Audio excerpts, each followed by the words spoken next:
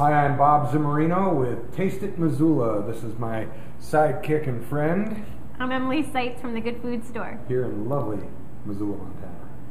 Where else? Last time we did a little bit of a dish with some pork, and it's kind of like a Milanese pork. It actually has some lemon and some white wine, some spinach, a little bit of red pepper, some onion, and some garlic.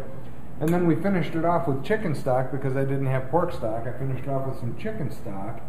And now Emily is going to take you through arborio rice, which is again, short grain rice, a little plumper than a long grain.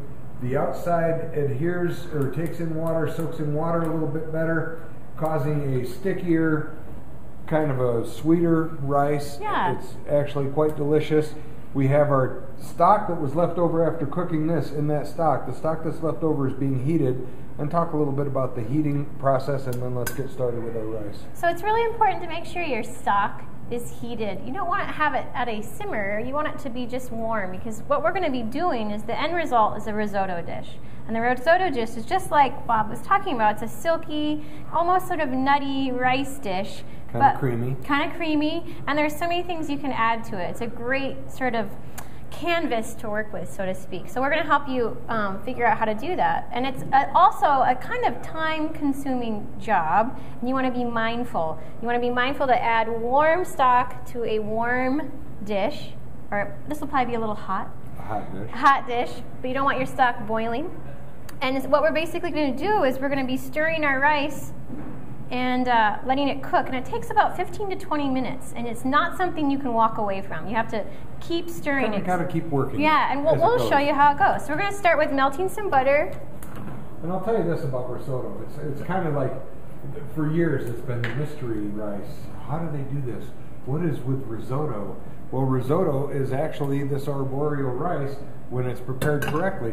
And oftentimes people, because it's not like a regular rice dish, you'll see at the end, it doesn't look even like a regular rice dish so much. It just has this kind of great texture, and then you can add these other good things into it.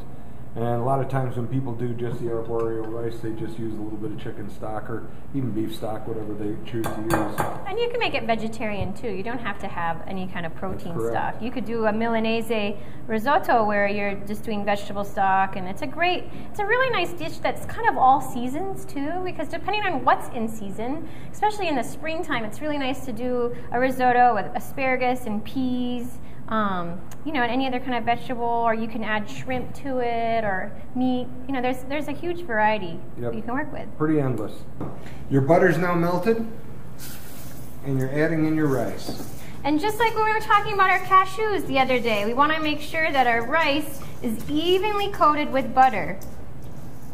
That already looks good. Doesn't that look nice? Cooked. Got a nice even coating of the butter going. I'm going to start with a little bit of a higher heat. I don't want it to be too high. It's probably on medium-high heat. And I just want to make sure it's all coated evenly before I start incrementally adding our stock. So that's probably a big difference. Maybe some people, when they're making rice, as we have before, we add our water to our pot, and then it comes to a boil, and then we add our rice. So it's a little bit of the opposite. Here we've added our rice. We're going to heat it up for a little bit, almost kind of toasting it. One of the things that happens is you add the water incrementally. I think we'll use as the word for the day. As you add your water incrementally, it releases the starches from the short grain rice into the dish, so that you end up getting that nice creamy texture that we're looking for in the end. So I'm hearing a little bit of a pop, and that indicates to me that I'm ready to add the stock. I believe you're correct. Sounds like Dr. Seuss. Pop and stock, right, Bob? They don't rhyme. A third of a cup at a time? Third of a cup at a time. I'm going to turn the heat down just a little bit. And basically what we're going to do, because we're using the word incrementally, we're going to incrementally let the stock be absorbed as well as cook down. And as it absorbs, you continue to add a little bit more until in the end, it'll come up to the texture that you want. So I'm ready to add. As you can see, most of the water has been evaporated. Or absorbed.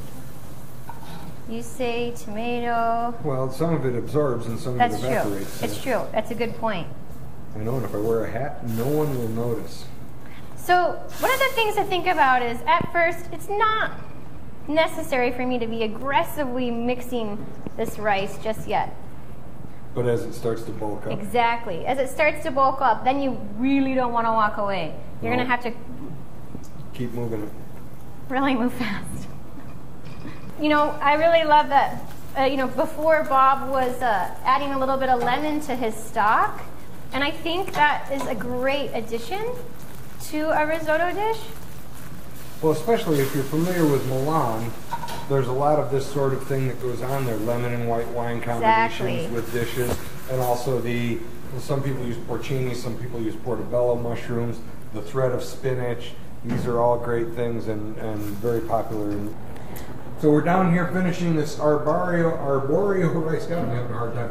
The risotto. Risotto Milanese. Say it with gusto, Bob.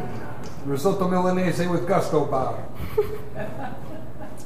In the meantime, I've got all the pork and the spinach and the onions and the peppers and the garlic that I did last time with the white wine and lemon juice, just kind of finishing up.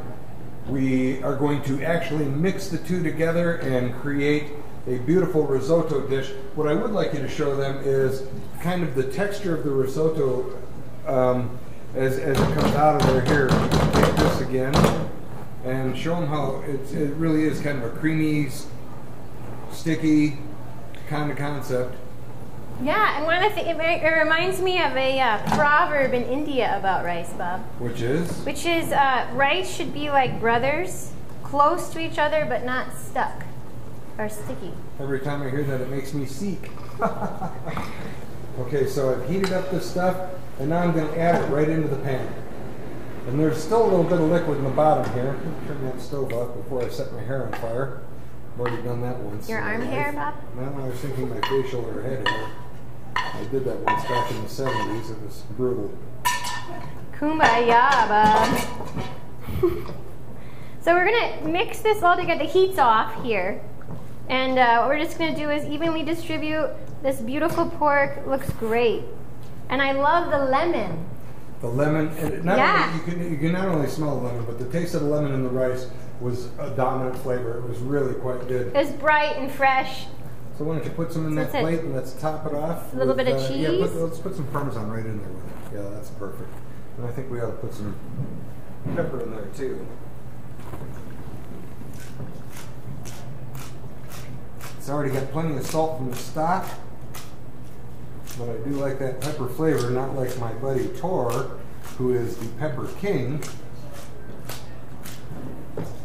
Give it a good mix. And let's plate it up. We have some special parsley that we're going to put over the top. This isn't Italian parsley. This is Carol Supremo parsley.